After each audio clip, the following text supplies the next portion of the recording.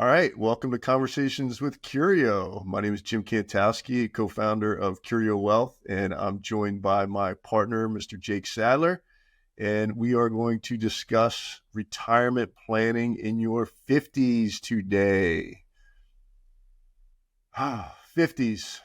Got a lot of life ahead of you, Jake. Hopefully you've saved. Hey, I'm not there yet. So, this one was gonna fall on you. So, how old are you, Jim? We gotta just set the record straight right up front. You're gonna give me an announcement. Let's just say I'm in my early 50s. How about that? Okay, all right, early 50s, fair enough. It's you get to that point in life, it's just an age range, right?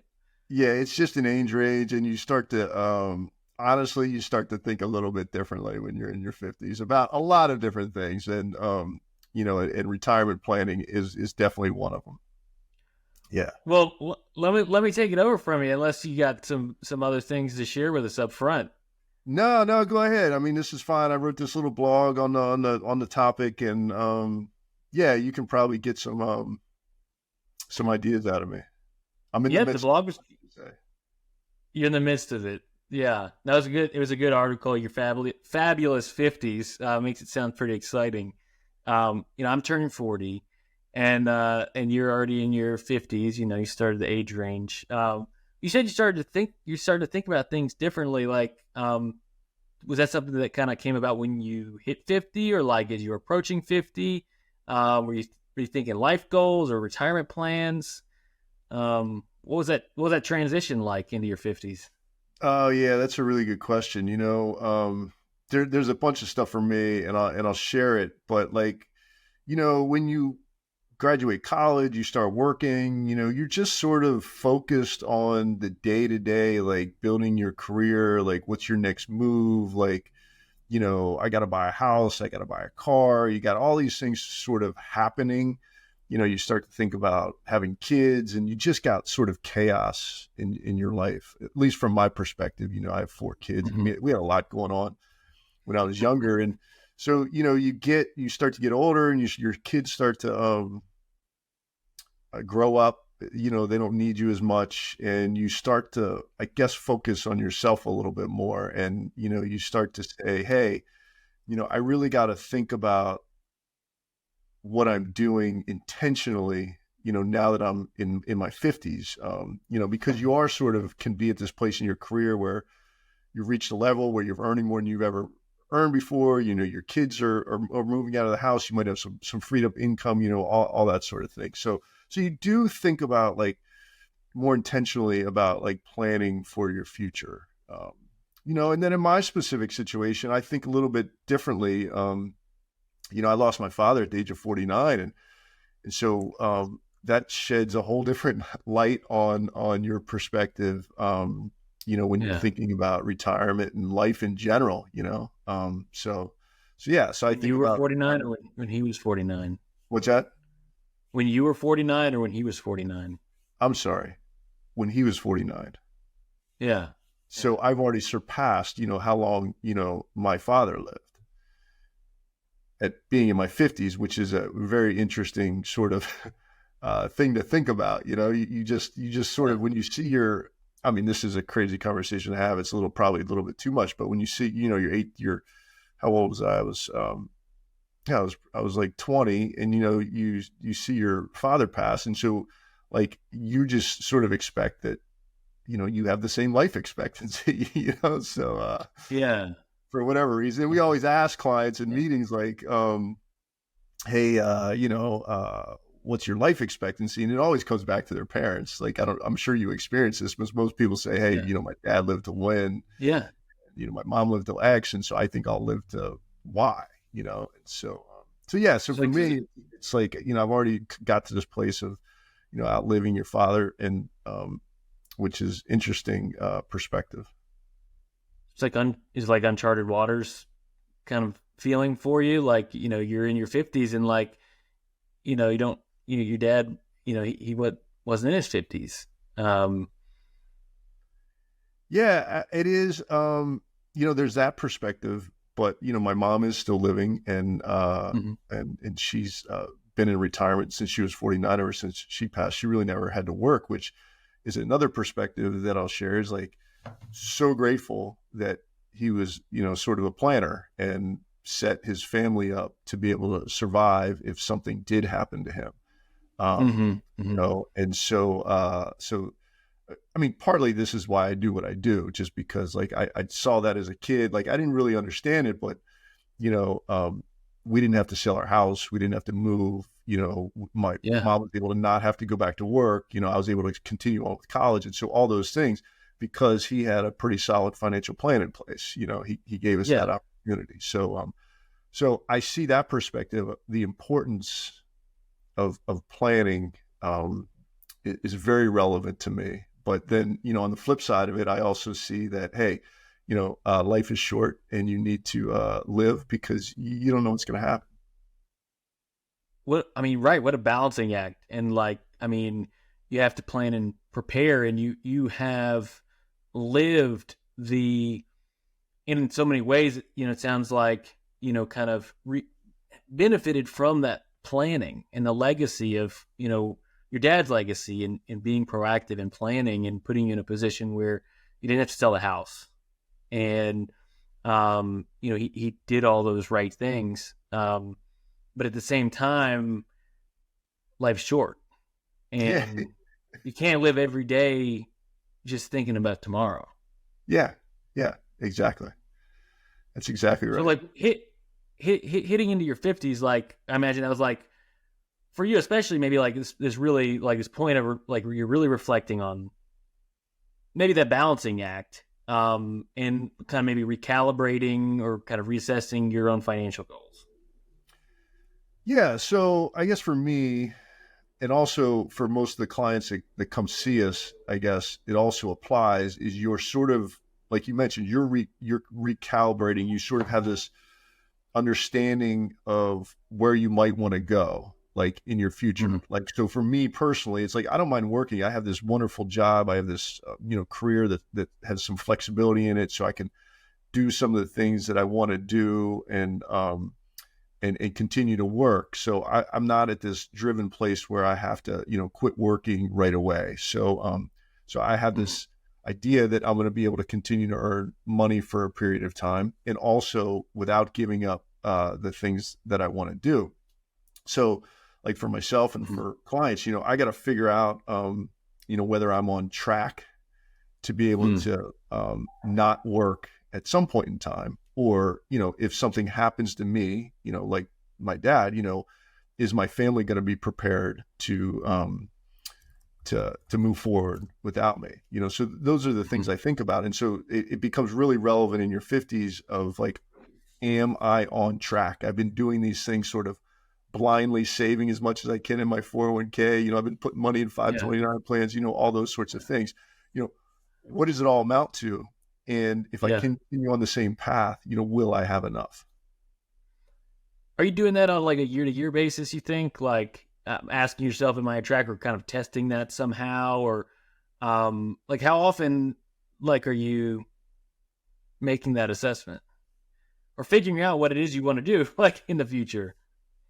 Well, that's constantly changing, but the Okay. business we're in and the tools we have, I sort of have that in my head on a daily basis, thinking about things I do. Yeah, I'm just now, I don't create a financial plan every single day, but I have a sense of, how much I'm saving, and I'm pretty good about putting away first and then Yeah. spending, whatever's left over. Like I don't create a budget necessarily, but Yeah. I know that the amount I'm saving is going to give me a really good chance to be able to stop working at a specific time, and whether Yeah. that's 1 to 2 to 3 years, like that to me is not that big a deal, but I do have a sense of where I'm going.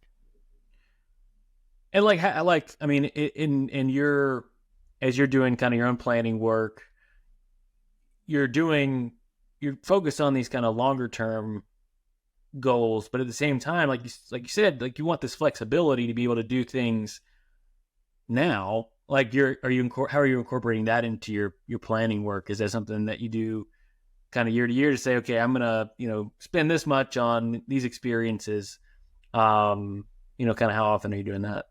Yeah, again, my way I think about it is, am I saving enough to get Yeah. to this objective? And then the rest goes out the window to the experiences and the family sort of thing. And so I think in my specific situation, I'm going to go back to it, is I do have a career that allows me some flexibility to have those experiences. Like, we don't need to be at our desk on a daily basis. And sometimes they're slower than others, so we can go out and take some time away if we need to. And all our job is certainly stressful, but it's not laborious where we're going to have to my knees are going to give out at 55.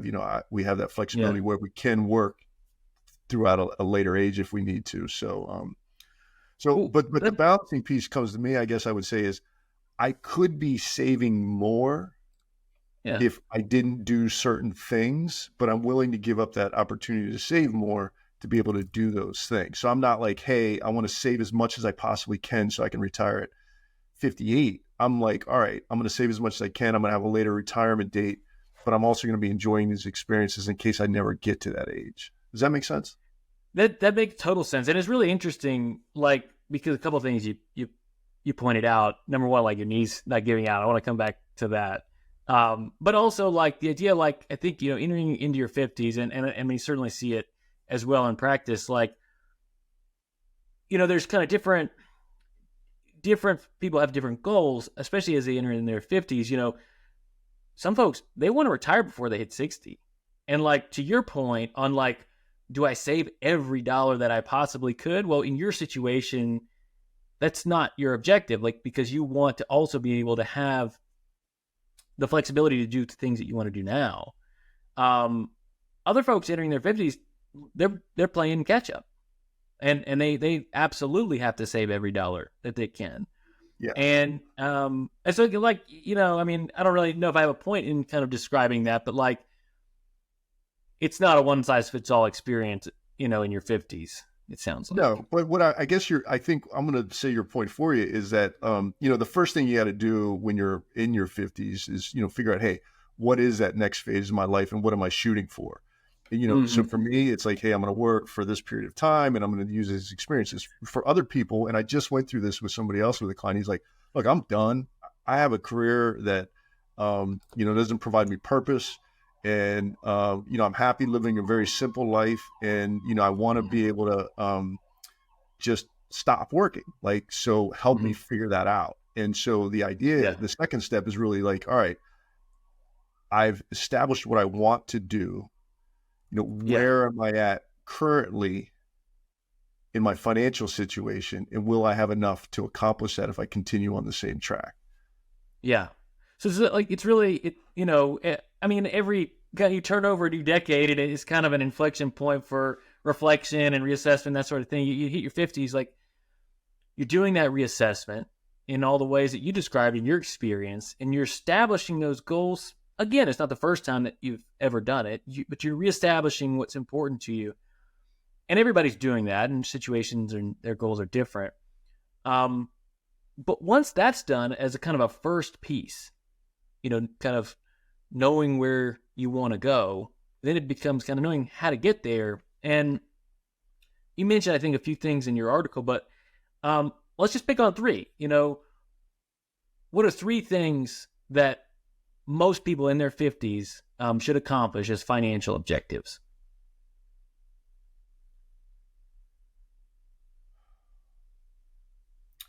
Well, I can start out because you gave me one of them earlier. yeah, go ahead. I'm thinking, I'm formulating three. I have my first one, but go Okay. ahead. Well, you mentioned your knees giving out, and I looked it up before the show.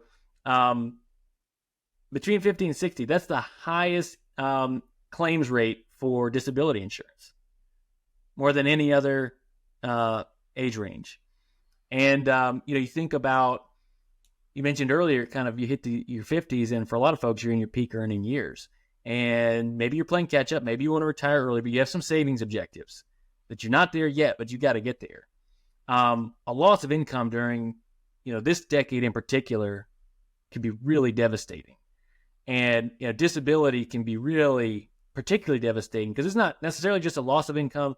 it's a loss of income plus additional expenses in most cases. So your knees giving out got me thinking about disability insurance and that kind of high claims rate during your 50s. Yeah, I would describe that as like locking in your insurances in your 50s. Like, all right, Yeah. figuring out, all right, get my disability right, having enough life insurance, and deciding whether you want to have some permanent insurance for the future, but at least a term policy in order to cover, your earnings in case something happens to you. Or like college expenses or homeowners insurance or whatever. And then also, starting to think about like that long-term care need. I mentioned my experience, that happened to me, and we get a lot of experiences that from people that come in and, they're thinking about, hey, I have this parent that has lived a long period of time and they now need a lot of care and it costs a lot of money, so locking in your insurances from a disability perspective, from a life insurance perspective, and a long-term care is really, really important in this phase. And I say locking in, I would probably more say evaluating whether you have a need for yeah. So that's a really big one. And I was going to go back and say to one of my big things is sort of evaluating very specifically how much you have and how it's invested, and then to add on to that, where it's invested and what will be the tax impact of utilizing that money in the future. Yeah. So starting to kind of think about retirement and like the mechanics of where's the money going to actually come from? What are some of the implications of that? How should the money be invested? Yeah. Early on in my career, I had somebody sort of boil it down to three things, which I always felt really good. Will I have enough? Where will it come from? And where will it go? And, those are the three things you really have to figure out. Will I have enough to retirement? Like, what's your future look like? Am I saving enough? Am I earning enough on my money? Where will it come from? Which accounts would I pull it from? And then ultimately, I took over here. And I'm going to say the third thing that's really important in your 50s is sort of also getting that estate plan documented. Yeah. Because you have accumulated assets and, if something happens, you got to figure out where they're going to go. And there's just lots of different things to think about, and which most people avoid. Yeah. I mean, that avoidance is interesting because there's like a couple things, and just here you describe like entering into your 50s, like it sounds like, thinking about kind of your own life expectancy, becomes maybe more front and center. And that's not something that is for most people easy to think about, or they want to think about or plan for. What if I'm not here? And think about it in a real way. But that's required. The proper planning requires that you guys sit down and think about it, put your estate plan in place. But then also like that kind of, I don't want to call it avoidance, but, thinking about retirement, like did thinking about retirement just become more real when you hit 50? Like, oh, this isn't like 2-3 decades out. Like this is imminent in a way. Yeah. It's right around the corner. Yeah. You excuse my language, but you're in this oh shit mode. Like, all right, well, do I have enough? Like, that's where we get. Well, you should see you do see this because you do this, but the relief on people's faces. You show them they might have enough they've done okay and they're going to have enough is so rewarding. Like diplomatically speaking, we can maybe call it a moment of panic. But yeah, moment of panic. Yeah, I don't know if you're allowed to cuss in podcast, but I just did. So let's see what happens. Yeah, well, I think that's like brings it like the reality of it, like kind of makes it pretty clear. Like, you hit this milestone, and you're like, oh shit, what are we gonna do here? Am I on track? And it can be a wake up call. I would imagine. Yeah, and you only have a limited time. Yeah, that's what makes it sort of. You only have a limited time to catch up. Otherwise you may never be able to do it. So what about? Oh, go ahead. Well, you're just gonna you said catch up, and I was just gonna pull up a fun statistic that I had before the show, which was is the median 401k balance in the age range 50 to 54. This is from a 2023 survey that Empower did. was 247,000. So for those that have access to a 401k, that's in the United States, obviously, like that's the median balance in that age range. And depending on your situation, that may or may not, be enough. And but for a lot of people, playing catch up becomes the name of the game. Yeah. And so we use the 4% rule on that. How much would that provide without running out of money? Yeah, I mean, if you started drawing from that, 10,000 a year, rough numbers. So you have that plus maybe a Social Security that comes in, and you really have to manage your expenses really well in order to live within that. So catching up and making sure you have enough is really important. I want to add one thing here, and you probably have some perspective on this as well, but definitely in practice for me, there's this oh shit moment, right? You're entering your 50s, and maybe you're playing catch up, but there's still time. You start where you are, and so there's some certain things that maybe you need to have in place for risk management to make sure if something happens to you that you've kind of covered your bases, locked in your insurance, you have an estate plan in place. But there's still time, for most people to really dedicate themselves towards reaching financial independence. And, if you reach age 50 behind, so to speak, where you want to be, for retirement, you can still make it happen. And I don't want that to escape our conversation, because I don't want anybody to feel like there's no hope if you're behind in your 50s. Yeah, that's a really good point. There's all kinds of, I don't want to say there's all kinds, but there's different ways you can think about it. It's like, all right, Mm-hmm. I've got this much saved. I'll have this much from Social Security. So you start to think about, okay, well, do I work part-time, during retirement? Mm-hmm. I know you did a call with the other day, and you did a podcast with like a reverse mortgage. Do you have a house where you can pull some assets from?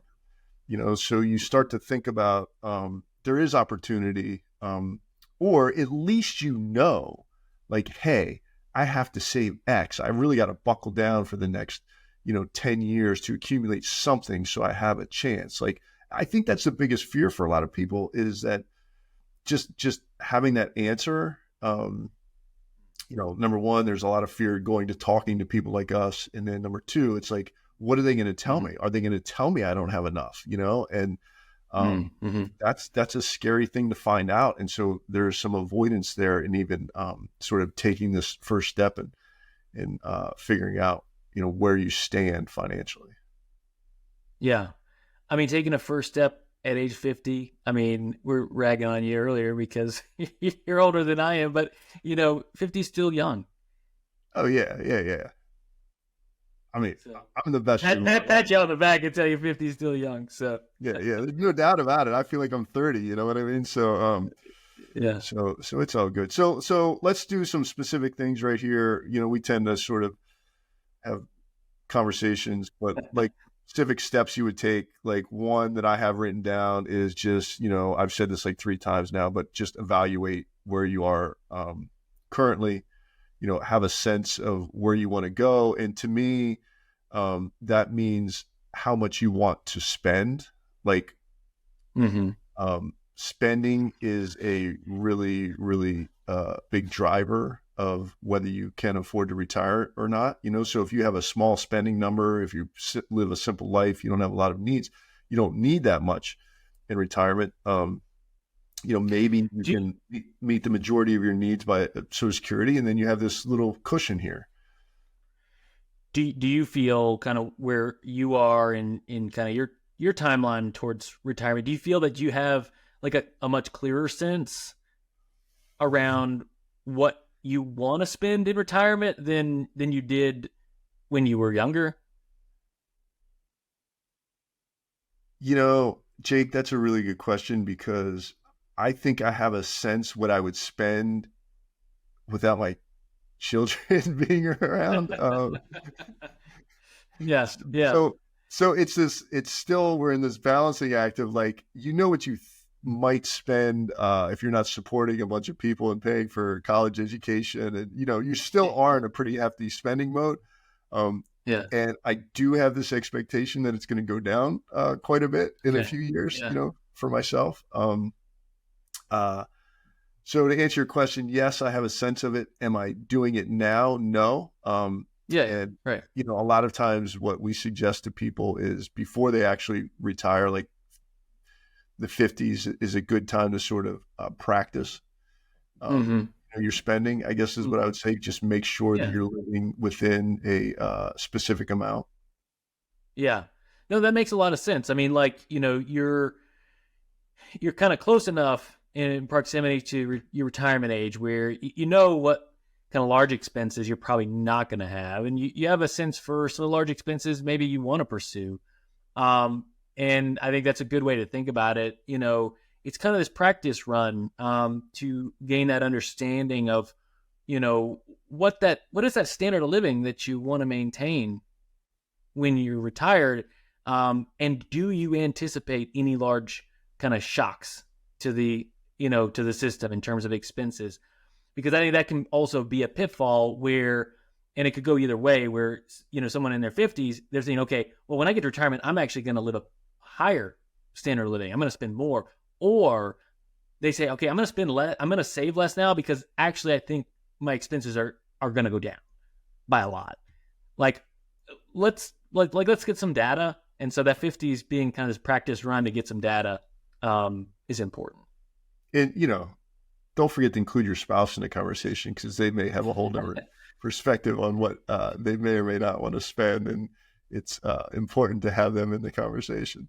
Yeah, I definitely be clear about that. A household, like the household is the household, whether single or with a spouse, whatever it may be. So, so what else? What else you got in terms of specifics? It's a good one to lock in. Yeah, so I think it's really important to also to have like money in multiple places. Mm-hmm. So when you think about retirement, you think about funding a 401k pre-tax, just sort of maxing that out. But I think you will have a better chance to manage things from a tax perspective if you have money in multiple places. And what I mean by that is maybe some pre-tax retirement accounts, hopefully some money in some Roth IRAs, and hopefully some money in non-retirement accounts that's accessible. And so when you're pulling money out of these 3 different accounts, you have some flexibility to manage things from a tax perspective.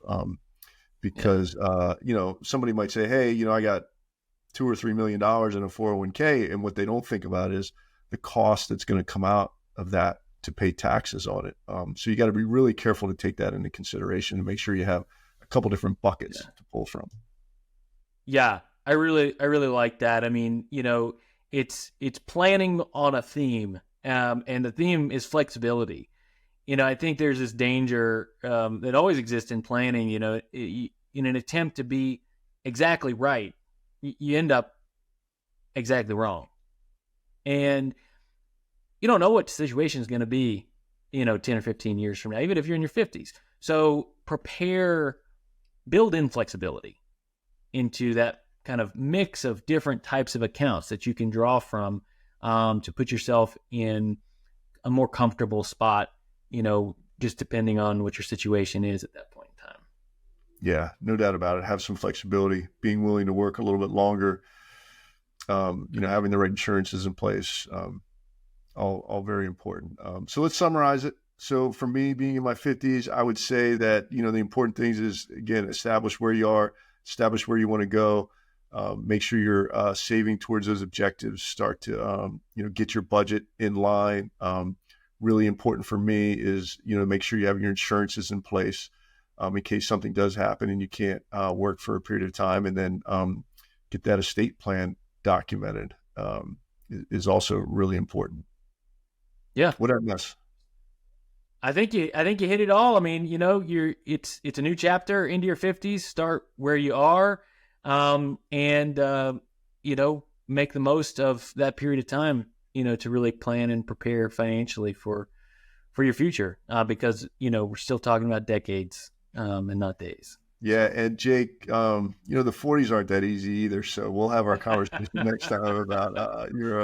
I don't know what they call them. They don't call them your fabulous 40s, but 40s is the new 30s, maybe. I don't know. So we'll talk to you about your situation maybe on a future episode of the show. But in the meantime, thank you everybody for listening. Ideas and feedback are welcome.